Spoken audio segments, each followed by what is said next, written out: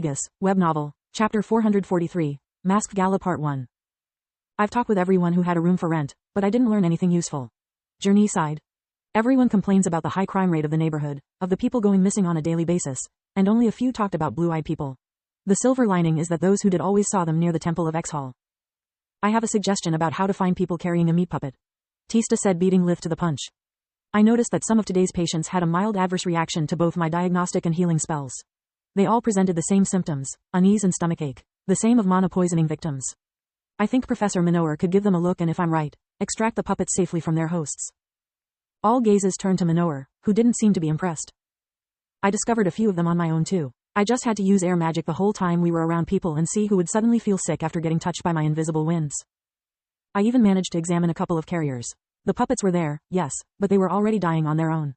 Most of them were so undeveloped that they wouldn't survive the extraction process, and even if they did, I wouldn't have enough time to find a way to stabilize them. Despite the failure, the experience allowed me to collect some significant data. The carriers were both male and females, never than younger 15 years old.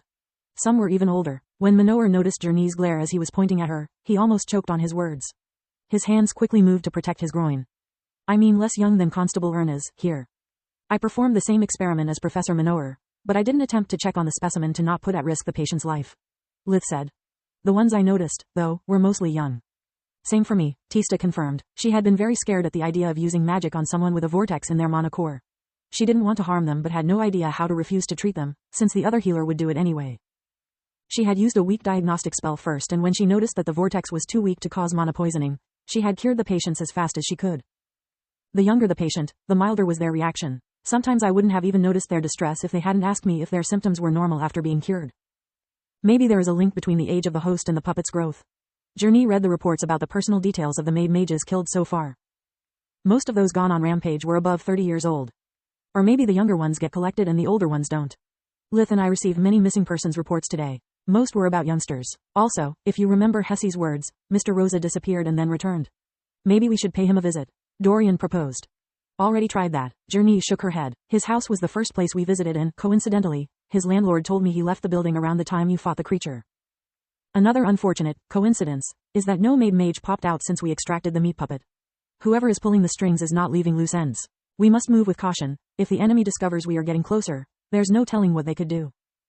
In the following days, no more maid mages appeared, whereas 2 more nobles died after being enveloped by a blue pillar.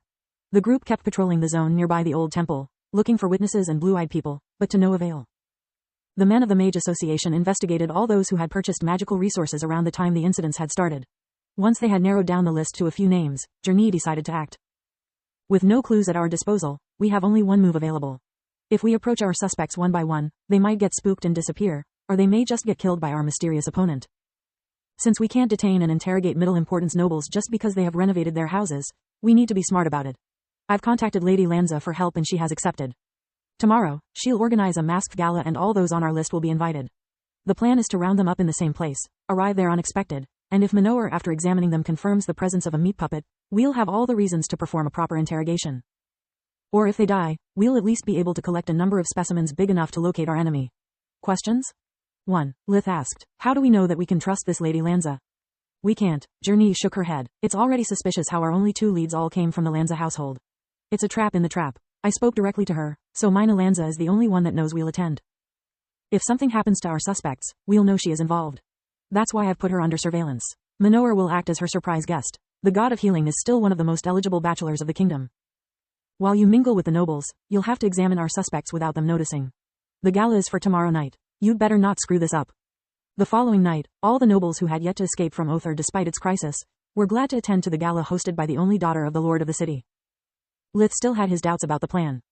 I don't trust this Mina. If one or more of her guests get arrested during the gala and the other nobles discover her involvement, her reputation will be ruined. What does she gain from helping us? He wondered.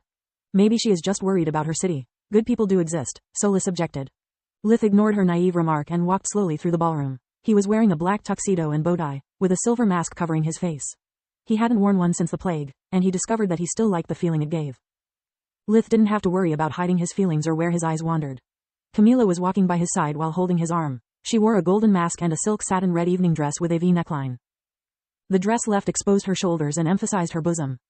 Why do you think Lady Ernest picked for me such a flashy dress? She asked with a whisper, glad that the mask would hide her embarrassment. Because most of our targets are men. If they keep their eyes on you, they will not notice me.